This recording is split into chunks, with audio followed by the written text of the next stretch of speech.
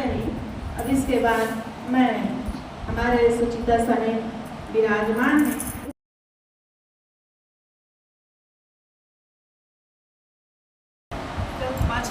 ज्ञानमूलं गुरुर्मूर्ति पूजामूलं गुरुपदं मन्त्रमूलं गुरुर्वाक्यं मोक्षमूलं गुरु। मेरे मन मंदिर में विराजमान परम पूज्य गुरुदेव जी, मंच पर विराजमान परम श्रद्धेय भागवती साहेब जी, आदरणीय श्रद्धा साहेब जी, बुद्ध मंगल में साध्वी समाज, निज श्री विवेकी भक्त सज्जनों, भक्ति एवं शक्ति के स्वरूप माता बहनों, नन्हे मुन्ने प्यारे प्यारे बच्चों, हम सब बहुत सुंदर हमारे साधवियों के द्वारा सत्संग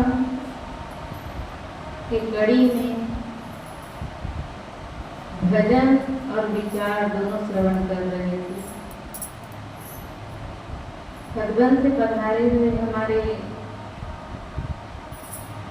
सेवकी साहेब जी है, बहुत सुंदर उदाहरण दे रही थी कि यह जीव मान्यताओं के बंधन में बंधे हुए,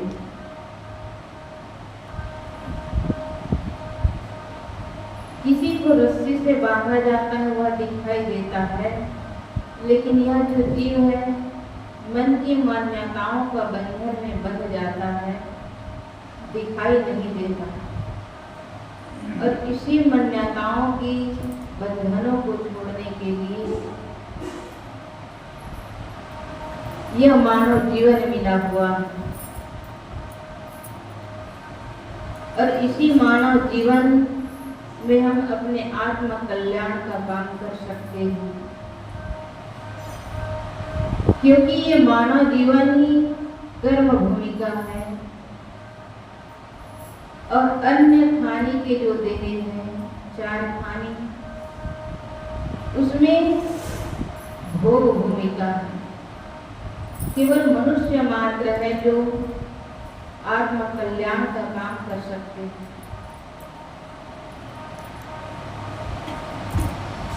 जैसे एक नदी की तेज धार में व्यक्ति उस नदी को पार करते हुए और पार करते करते एक किनारे में जाकर वह व्यक्ति डूब जाए, तो उस व्यक्ति को क्या कहा जाएगा? यह कैसा पागल व्यक्ति है, यह कैसा पागल मनुष्य है जो इतनी बड़ी मझधार को, भवधार को पार कर गया और ये किनारे में जाकर के डूब मरा। वह पागल व्यक्ति कोई और नहीं, हम सबके मन की मान्यताएं और यही बंधन है। ये मानव जीवन ही मानो उस भव सागर से पार करने के लिए एक किनारा है, और इसी किनारे में आकर हम प्राणियों और पदार्थों के मोह में पड़ जाते हैं। और यही कारण है कि हम सब बार बार जन्म और मरण के चक्र में पड़े रहते हैं।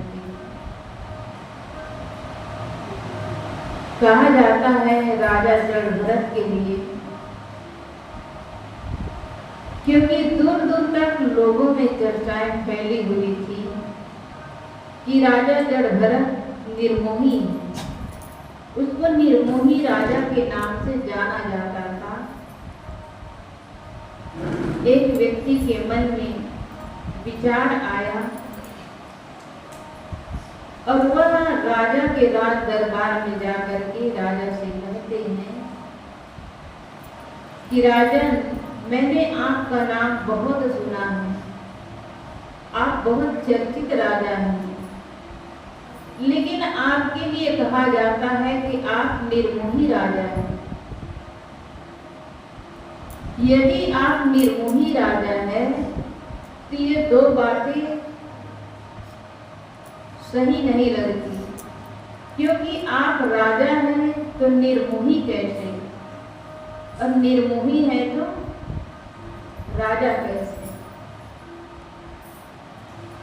क्योंकि राजपाट संभालने वाले और इतिहास उठाकर देखें तो राजाओं के कितने सारे पत्नियां होती हैं और राजरंग में ऐसे डूबे रहते हैं कि उसे भजन भक्ति कभी उनके मन में ख्याल नहीं आता, क्योंकि वो मोह से ग्रस्त रहता है। अपने पास सब कुछ होते हुए दूसरे के राज्यों में भी लड़ाई करता है।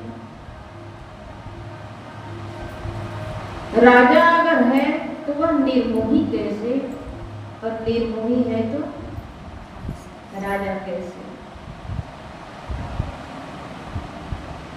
तब राजा ने कहा, आपके उत्तर के पहले आप मेरा एक काम कर दो। अब राजा की बातों को कोई उल्लंघन नहीं कर सकता। वह व्यक्ति ने कहा कि सरकार, आप जो आज्ञा दें। राजा ने अपने 2 सिपाही को बुलाया और कहा कि इस व्यक्ति के हाथ में एक दीपक दे देना, और उस दीपक तेल से भरा होना चाहिए। वह जो दीपक है बिल्कुल तेल से लबालब भरा हो, और 2 सिपाही दोनों नंगी तलवार लेकर के इनके पीछे पीछे चलना, साथ साथ चलना। उस व्यक्ति को कहा कि इस दीपक को लेकर के मेरे राजभवन है, और राजभवन में मेरी बहुत सी रानियां हैं। उन सभी रानियों में जरा ये पता लगा के आना कि सबसे सुंदर रानी कौन सी है। लेकिन ध्यान यह रखना, उन रानियों के राजभवन में जाना, लेकिन ध्यान रखना कि यह जो दीपक है, यह दीपक बुझने न पाए, और इसमें से एक बूंद तेल गिरने न पाए। यदि इसमें से एक बूंद तेल गिर गया तो तुम्हारी गर्दनें उड़ा दी जाएगी। यह दीपक बुझ गया तो तुम्हारे जीवन का दीपक बुझ जाएगा, और इस कार्य को अंजाम देने के लिए तुम्हारे साथ मेरे 2 सिपाही चलेंगे। वह व्यक्ति ऐसी बातें सुना, क्योंकि राजा का यह आदेश सख्त आदेश था, उसको वह टाला भी नहीं जा सकता था। हाथ में दीपक लिया और दीपक लेकर के वह बहुत ही सावधानी से रानी के रणनिवास की ओर प्रस्थान किया, और उनके साथ 2 सिपाही साथ साथ चलने लगे। वह व्यक्ति एक एक कदम बहुत ही सावधानी से चलने लगा, और राजा की बात उनके कानों में गूंज रही थी। यदि एक बूंद तेल गिरा, यह दीपक बुझ गया तो तुम्हारे गर्दनें उड़ा दी जाएगी, तुम्हारी जीवन का दीपक बुझा दिया जाएगा। यह बात उनके कानों में गूंज रही थी और एक एक कदम करके वह चलने लगा। धीरे धीरे करके रानी के दरबार में जब वह जाता है और सारी रानियां सज धज के अपनी दरवाजे पर बैठी रहती हैं। सभी रानियों के दरवाजे से वह व्यक्ति गुजर जाता है और धीरे धीरे करके वह राजा के पास आता है। तब राजा ने कहा कि कहो भाई, मेरी सबसे सुंदर रानी कौन सी है? तो वह व्यक्ति बड़े ही आश्चर्य से कहता है, रानी? कौन सी रानी? कहाँ की रानी? तब राजा ने कहा कि तुम किस कार्य को अंजाम देने के लिए निकला था? क्योंकि वह व्यक्ति मौत की घबराहट से पसीने से तरबतर हो गया था। उसको ये भी याद नहीं रहा कि उसकी प्रश्न क्या था, उसको किस कार्य के लिए गया था, ये भी उनको याद नहीं रहा।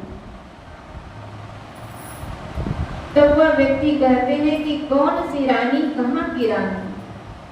राजा ने कहा कि आपको आपके प्रश्न का उत्तर मिल गया,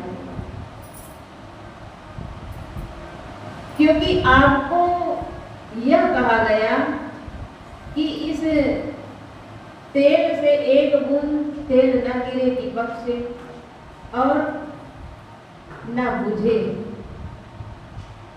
यदि बुझ गया तो तुम्हारे जीवन का दीपक बुझा दिया जाएगा। इतनी बातों से आप एक एक श्वास में और एक एक कदम में आपको मौत दिखती रही होगी। वह व्यक्ति कहते हैं कि राजन, मैं तो कुछ भी नहीं देखा, केवल मेरे नजरों में मौत दिख रही थी। राजा ने कहा, मैं राजपाट के बीच रहता हूँ, रानियों के बीच रहता हूँ, दरबारियों के बीच में रहता हूँ, लेकिन मैं हर पल हर क्षण मौत को याद करता हूँ, क्योंकि ये सब कुछ नाशवान है। ये बिल्कुल क्षणभंगुर है। मैं इनकी वास्तविकता को जानता हूँ, इसलिए इतने सारे रानियां हैं, इतने सारे राजकाज की जिम्मेदारियां हैं, लेकिन इन सब के बीच होते हुए भी ये सारे लोग, ये सारे कामकाज केवल जिम्मेदारी से निभाता हूँ, लेकिन ये सब मेरे दिल में जगह नहीं, केवल व्यवहार करता हूँ।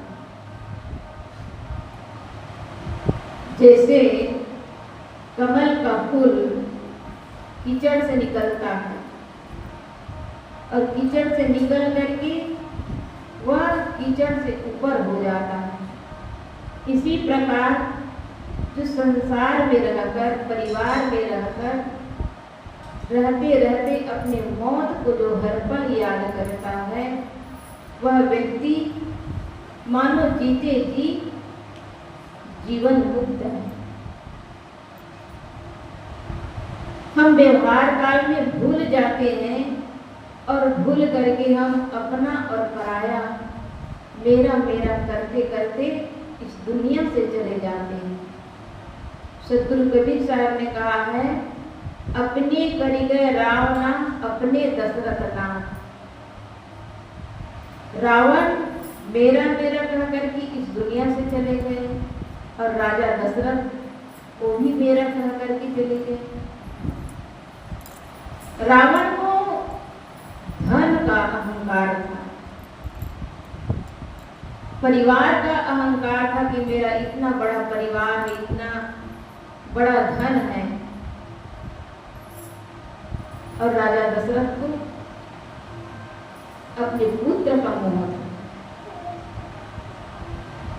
अपने पुत्र के वियोग में वो छटपटाते हुए इस दुनिया से चले गए। आज लोग भगवान राम के दर्शन से, उनके नाम से मुक्ति पाना चाहते हैं, लेकिन भगवान राम अपने पिता को छटपटाते, उनके वियोग में ऐसे इस दुनिया से गए, उनको संतावना दे ना सके। हम सब सोचते हैं कि हमारा परिवार है, हमारे पास धन है, हमारे पास विद्या है, ये सारे हमारे काम आएंगे यदि हमारे कर्म में सेवा है तो वह सेवा होगा। और जिनके सेवा नहीं है, जैसे 4 भाई थे, भगवान राम, लक्ष्मण, भरत, शत्रुघ्न, चारों भाई के होते हुए एक भाई राजा दशरथ के पास नहीं आए, क्योंकि उनके किस्मत में सेवा नहीं। और हम मानते हैं कि मेरा इतना बड़ा परिवार है, यह एकदम झूठा अहंकार है। यहाँ के एक कण भी हमारे साथ कुछ भी नहीं जाता है। हम सबको दिन और रात करके 24 घंटा मिलता है, और 24 घंटा में हम लोग 24 मिनट भी अपने लिए समय नहीं निकाल पाते। ये हमारा दुर्भाग्य है कि सौभाग्य है। हम लोग इधर तो कहते हैं, रामायण में भी कहा गया है, बड़े भाग्यवान तन पावा, सुर दुर्लभ सद्ग्रंथ ही गावा। बड़े भाग्य से ये मानव का तन मिलता है, ये बड़े बड़े ऋषि मुनि और सद्ग्रंथ भी कहता है। तो केवल कहने से नहीं होता है, हम अपने अंदर की जो वासनाएं हैं, जो कामनाएं हैं, उन कामनाओं को मिटाएं।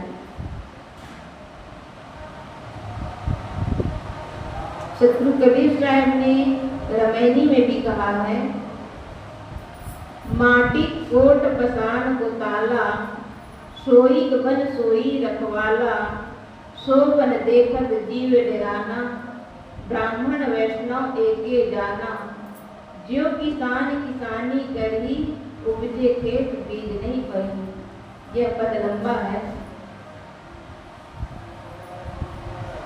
साहब कहते हैं कि माटी कोट पसाण को ताला, यह मिट्टी का एक ऐसा किला है। बहुत सुंदर रूपक उदाहरण देते हैं कि एक ऐसा मिट्टी का किला है, लेकिन उस मिट्टी के किले में पसाण का ताला लगा है। पसाण मतलब पत्थर, पत्थर का ताला लगा हुआ है। हम सब तो देखते हैं लोहे का, तांबा का, सोने का भी होता है, लेकिन पत्थर का ताला। सतगुरु कबीर साहब की बुद्धि अद्भुत थी। साहब ने कहा कि पसाण का ताला, वह पसाण का ताला क्या है? पहले भी ये किला क्या है? किला किसे कहते हैं? कोट मनी किला। किला रानियों के पास तो राजाओं के पास होता है, और वह किला हम सबके पास है। यह जो पंच भौतिक शरीर है, इसी को सतगुरु कबीर साहब ने क्या कहा, माटी कोट, मतलब मिट्टी का ये किला है। पंच भौतिक शरीर यह एक मिट्टी है और इसी को किला कहा। और पाषाण का टाला, ये मिट्टी का जो शरीर है इसमें पाषाण का ताला है, मतलब जड़ बुद्धि का ताला। हमारी जो बुद्धि है ये जड़ बुद्धि है, क्योंकि जड़ पदार्थों में अपना सुख ढूंढता है।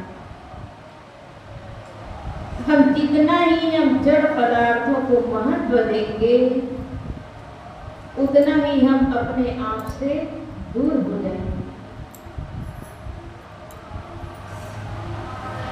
साहब ने आगे कहा, सोई बन सोई रखवाला। सोई बन, वन मतलब वन जंगल। यहाँ जंगल है खानी जाल और वाणी जाल। ये खानी जाल और वाणी जाल का ये वन कौन तैयार करता है? मनुष्य तैयार करता है। कोई हमारे ऊपर से कोई देवी देवता नहीं है जो हमारे ऊपर डाल दिए। हम सबको बंधनों में बांधने वाला कौन है? हमारे माता पिता, क्योंकि वो जिस बंधन में बंधे हुए हैं वो भी चाहते हैं कि तुम भी गृहस्थी के बंधन में बंध करके संसारिक सुख को भोगो। लेकिन जो ज्ञानी माता पिता है, जिसको संतों का बोध है, आत्मा का ज्ञान है, ऐसे माता पिता बच्चों को ये भी संस्कार देते हैं कि बेटा मैं तो फंस गया, इस संसार में मैं फंस गया, लेकिन तुम इस संसार से निकलने का रास्ता केवल यही जीवन है और अपने रास्ता को बदल दो। इस संसारिक भावनाओं में मत बहो। संसार का सुख केवल क्षणिक है। संसार में हम जो सुख मानते हैं यह केवल प्रतीक होता है, उसमें सुख नहीं है। इसलिए तुम अपने मन के जो वासनाएं कामनाएं हैं, इन सांसारिक बंधनों को तुम काट लो और काट करके आत्म कल्याण की ओर चले जाओ। क्योंकि साहब ने कहा है खानी जाल और वाणी जाल, यही महाबंधन है, इसी को जाल कहते हैं। भंवर जाल, बगु जाल। तो ये कोई दूसरा हमारे ऊपर डालने वाला नहीं है। हम स्वयं उन वासनाओं में सुख मानते हैं और सुख मानते तभी हम गृहस्थी में प्रवेश करते हैं। और कितने माता बहने हैं, कितने भाई हैं जो चाहते हैं कि नहीं हम भी सत्संग की ओर लगे, लेकिन सहज नहीं होता है। साधना मार्ग में आने के लिए माता पिता भी बच्चे के संस्कार को देखते हैं कि वह बच्चा आगे चल के साधना में लग सकता है कि नहीं लग सकता है। फिर भी से कोशिश यही रहता है हर माता पिता का कि बच्चे को गृहस्थ में रखा जाए।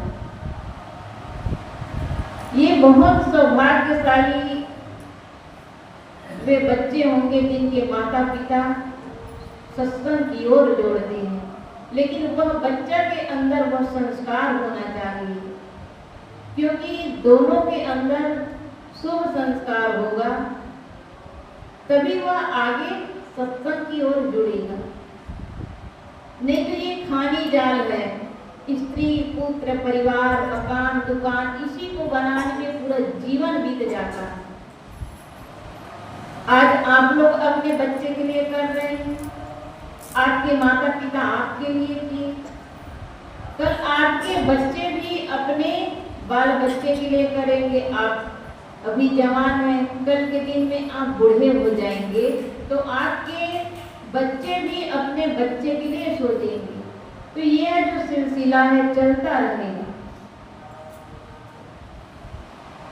फिर हम भजन भक्ति कब करेंगे? जब सत्संग में आने को होता है तो लोग कहते हैं काम है। काम तो जीवन भर है, लेकिन यह जो समय मिला है यह समय दोबारा नहीं मिल सकता है। इतने सारे संतों का समाज है जो एक सप्ताह से यहाँ सारे साधिकाएं सत्संग की गंगा बहा रही है। ऐसे समय को सचमुच में कहा जाए कि बहुत ही मूल्यवान है। जो समय बीत गया आप लाखों करोड़ों अरबों खरबों पूरे विश्व की संपत्ति लगा देंगे, जो समय गया वो लौटकर नहीं आ सकता। कितना कीमती कितना मूल्यवान है ये हमारा समय। और इस मूल्यवान समय को हम किस में लगाते हैं? पुत्र परिवार की सेवा में। उनको पढ़ाओ लिखाओ, भोजन की व्यवस्था करो, बस इसीलिए हमको जीवन मिला।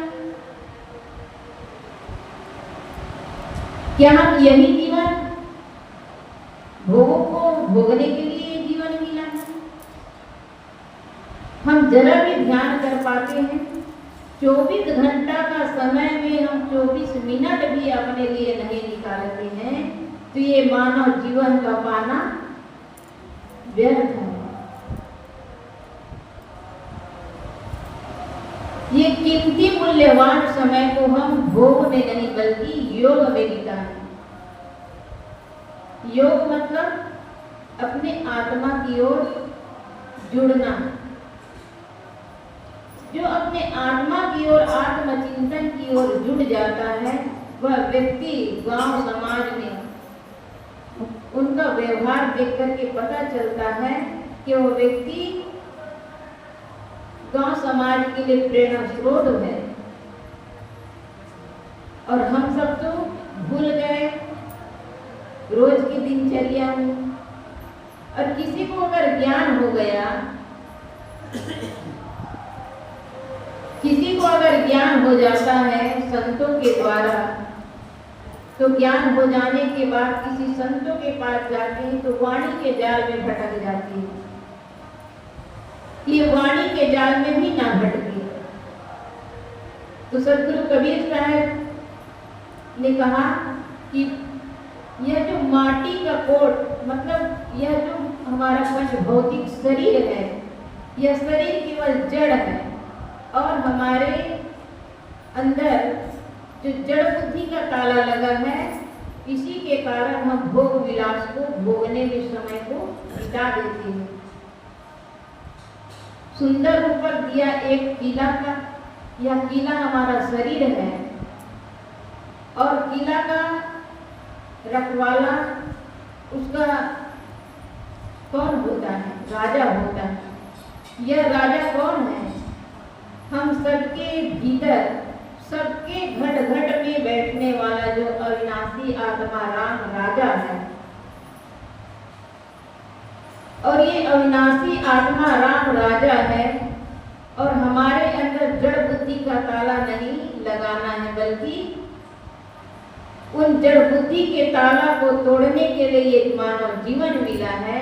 मानव जीवन में हम सत्संग भजन करते हुए अपने जीवन को साधना भक्ति में लगाएं और साधना भक्ति में लगाकर सदैव आत्मचिंतन में लगे रहें। तो यह जो सदगुरु कबीर आश्रम परसठी का कार्यक्रम 6वां दिन का ये अंतिम सत्र है। सभी माता बहनें कितने श्रद्धा से प्रेम से आती हैं, सभी कितने ध्यान से सुनती हैं। ऐसा सहयोग हमारे भागवती साहब को सदैव देते रहे। और यह नारियों का जो समूह बना हुआ है, मैं पहले बार आई थी तभी मुझे ऐसा लगा कि ऐसे हर गांव में नारियां एक समूह बनाएं और हर सप्ताह एक दूसरे के घर बैठ करके सत्संग करते रहें ताकि बच्चों को अच्छा संस्कार मिले। तो बस इन्हीं शब्दों के साथ मैं अपने वाणी को विराम देती हूँ। बोलिए सद्गुरु कबीर साहिब की जय। अभी हमारे सुचिता साहब बहुत सुंदर हम सबको बता रहे हैं कि इस माया रूपी कोटा से कैसे निकलना है। केवल एक आधार है सद्गुरु।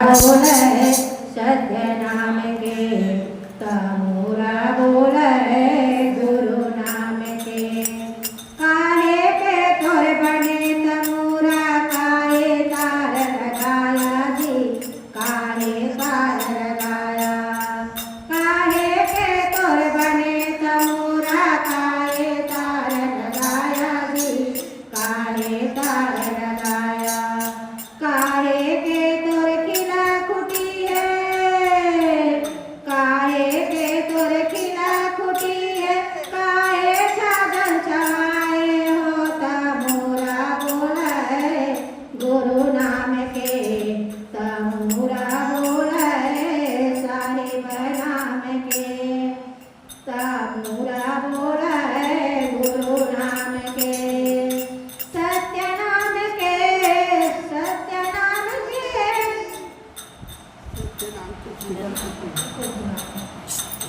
ये तन के तोर बने तमोरा श्वास के तार लगाया जी श्वास के तार लगाया ये तन के तोर बने तमोरा श्वास के तार लगाया जी श्वास के तार लगाया पांच नाम के किला खुटी है पांच नाम के किला खुटी है चमड़ी के छागल छमाए होता मोरा बोले सत्य नाम के तमोरा बोले गुरु नाम के तमोरा बोले साहिब नाम के माता पिता सुत कुटुंब कबीला 2 दिन का है मेला जी 2 दिन का है मेला माता पिता सुत कुटुंब कबीला 2 दिन का है मेला जी 2 दिन का है मेला सत्य नाम के सुमिरन कर सत्य नाम के सुमिरन कर जाना बड़ी अकेला होता मोरा बोले सत्य नाम के तमोरा बोले गुरु नाम के तमोरा बोले साहिब नाम के तमोरा बोले गुरु नाम के कहे कबीर सुनावै साधु कहे कबीर सुनावै साधु पुरुष बसे तोर संग में होता मोरा बोले हे गुरु नाम के तमोरा बोले साहिब नाम के तमोरा बोले गुरु नाम के तमोरा बोले साहिब नाम के बोलिए सद्गुरुदेव की जय सद्गुरु कबीर साहिब की जय।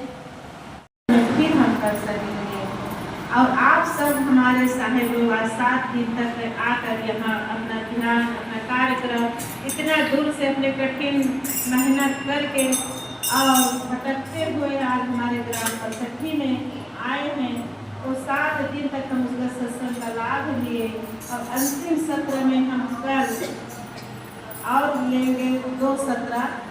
तो आप लोग को सबको उपस्थिति शाम को आना है और हम सारे लोगों को तो जो भी बनेगा हमारे से भेंट पूजा करेंगे। जलपान का व्यवस्था आप सबका रखेंगे। बोले सद्गुरुदेव की जय। आप सबको बता देना है, सबको लाभ हो सकता है। बोले सद्गुरुदेव की जय। तो थोड़े से हम गुरु वंदना कर देते हैं, क्योंकि हमारा गुरु ही आधार है।